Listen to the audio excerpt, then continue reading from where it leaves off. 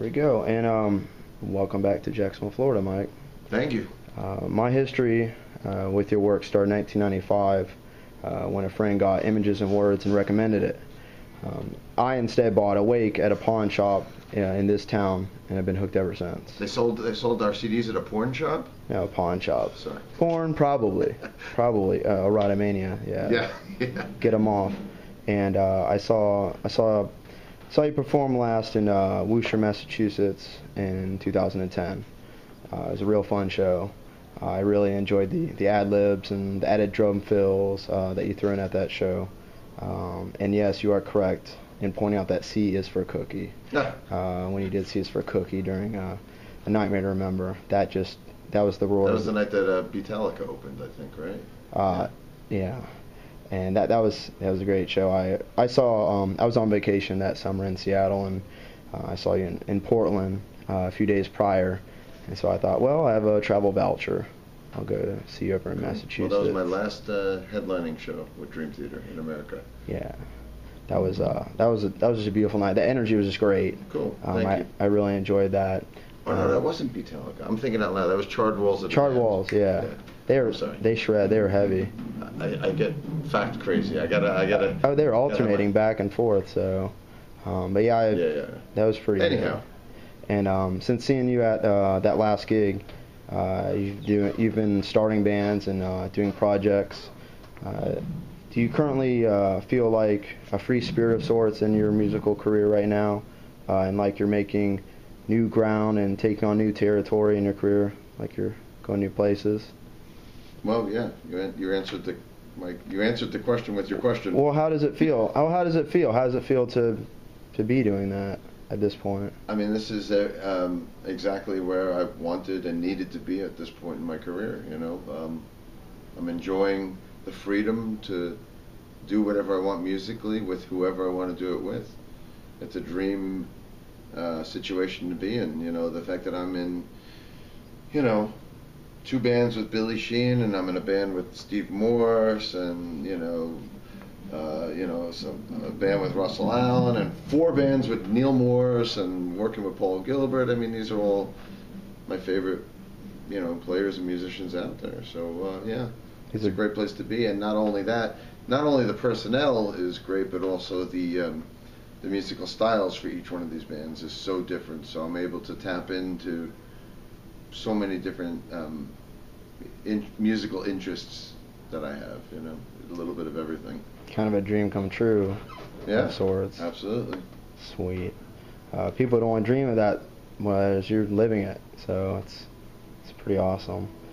This interview is being done for the YouTube channel of a Jacksonville record and skateboard store called Loud And Snotty. It's out in Atlantic Beach. I currently have records out there and operate 3 pinball machines there. I was wondering, have you ever been into pinball in the past? Were you ever into pinball like in the 90s? 90s? Yeah, if anything, when the boom. It would have been the 70s. The 70s? Yeah.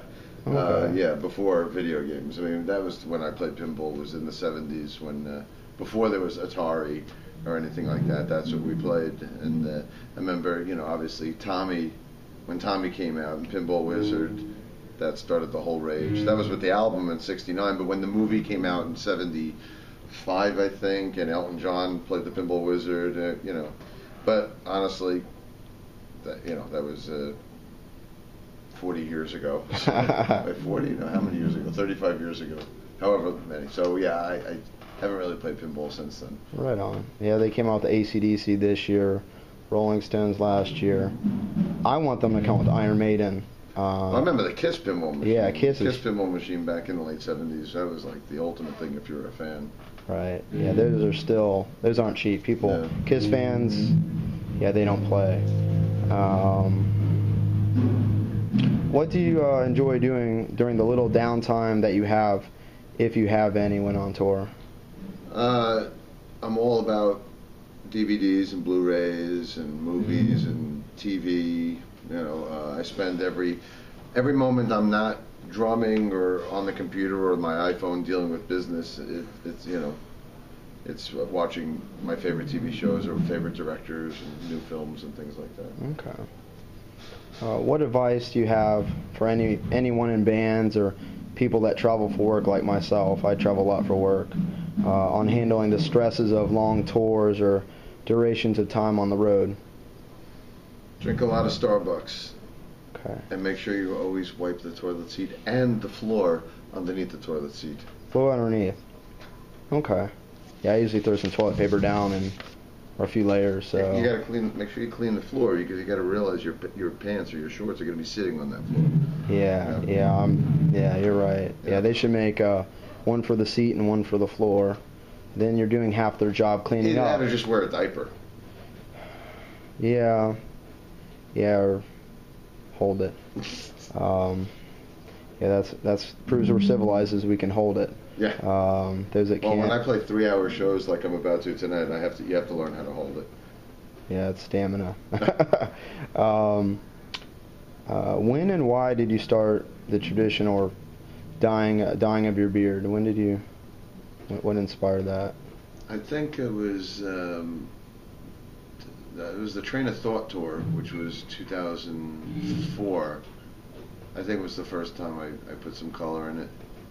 I don't know why. People wonder if it's because of Dime, but I mean, a lot of guys beyond Dimebag color their beards, so there wasn't any reason. My drum tech's wife was out on tour with us, and she had some blue Manic Panic, and she's like, "Oh, let me put that in your beard," and I've been doing it ever since. Okay. That's kind of a personal question. I'm personally an ex-drinker like yourself. I haven't had a drink in 6 years, and I feel great because of it. Do you have any advice for ex-drinkers like ourselves to manage being around, friends and family and business associates that drink and that may sometimes push drinks on us? Well, there's different methods that work for different people. For me, I can only tell you my experiences. Right. My experiences was I needed to get clean and sober through the help of a program, 12-step program, and that gave me the tools I needed to be able to stay away from people, places, and things that would tempt me to drink and drug like I always did. So I needed to change those people, places, and things, and I needed the tools of the 12 steps and a sponsor and a program to kind of help guide me. And my first several years were very, very fragile. I had to really be very, very careful with what I did and where I went and who I did it with, and I had to stay away from those temptations because I'm an alcoholic, so it's not easy to say no. But now I have 12 and a half years sobriety, and it's never easy, but it's certainly easier. And I've learned the tools that I need to help keep me sober one day at a time. Yeah, it's one day at a time. Every day is one day at a time.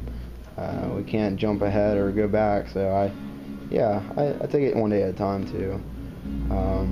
Are you interested at some point in doing another OSI album and or a mini tour with the OSI project someday?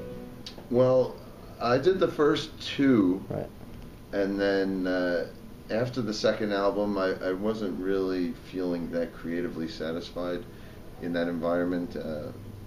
I love Jim Matheos. He's one of my dearest friends, and of course it was great to work with Kevin Moore again, but Kevin is very kind of,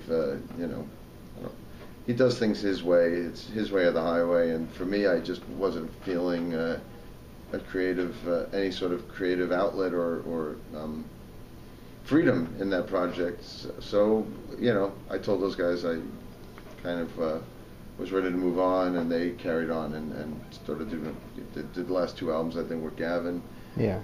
So, I mean, if you're asking if I have any interest in working with them again, I mean, not really, or else I would have, or else I would have done the third and fourth album. Right.